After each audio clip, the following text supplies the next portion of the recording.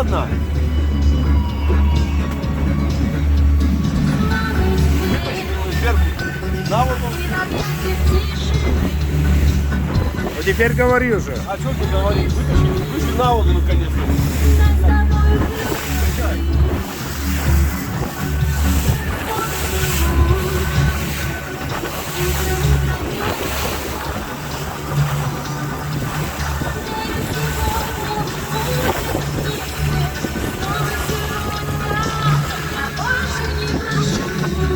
Рожа довольная, блядь. Холодно.